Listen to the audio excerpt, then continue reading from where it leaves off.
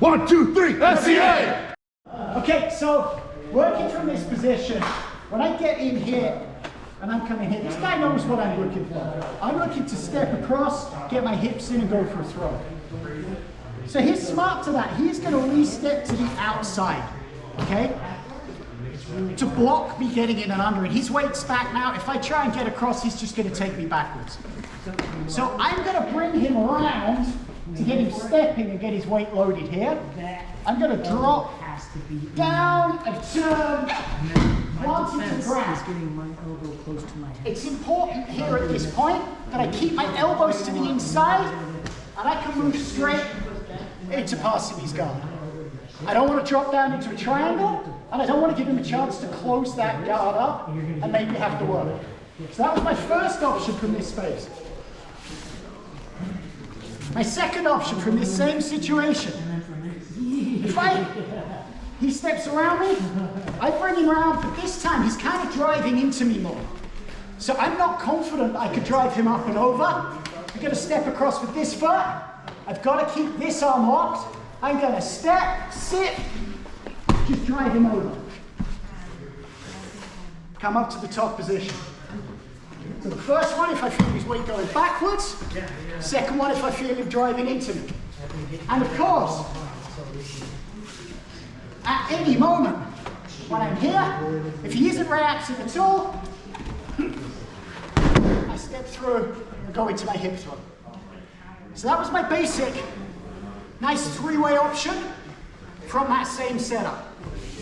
On the ground, we were looking a couple of weeks ago at how to mount from the side, and we were using this long stretched out position and switching through Kesa and then switching high.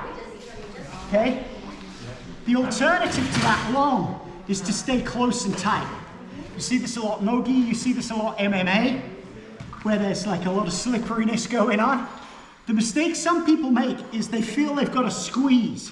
If I get heavy into his chest and squeeze, if he just rotates his hips and shoulders, he's going to bring me over really easily because I loaded myself right over his center line. If I allow my mass, my center of mass to cross that center line, now gravity's going to do the job for him of rotating, okay? So, I'm here and I'm tight. Maybe I don't want to risk bringing this arm around and giving him a chance to escape his head. I've got him nice and tight, but see how he's got his elbow inside me here. If I just stay here, he's going to use that as a frame and make his hips, get his hips away, get his knee inside. So I've got to deal with this position. And one way I like to deal with this is to just walk him until his hips have twisted and pointed. And the beautiful thing, if I move out, the second his hips have turned, his shoulder all on its own is up in the air. So I've got a straight route, I've turned him, I've got a straight route to get back and tight and under this shoulder. From here, I'm going to start driving over with my knee. My head can stay here, keeping my balance. I can drive with my knee. I can clear this, and I can come up to a real nice, tight, high mount and go straight into attacking him. Something that'll sometimes happen as I'm working to here, and I start coming over, he's going to really start looking to go deep and under. Look, this hand is already here. I cup his head, and I set myself up here. From here, I have two options. Option one is I sit back, and I go into my triangle here. Option two, high, we're coming, he's dive deep.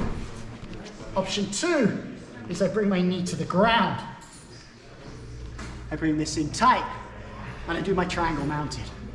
Now, mounted triangle, some people have trouble with. What's going to happen here sometimes is I hook this up, and I'm squeezing with all my might, and he won't tap. What's happening is, we talk about frames, this bone here has created a frame. My weight's over his elbow, pushing down, but his shoulder's against the ground. So this is locked, and there's always going to be a pocket of space in here.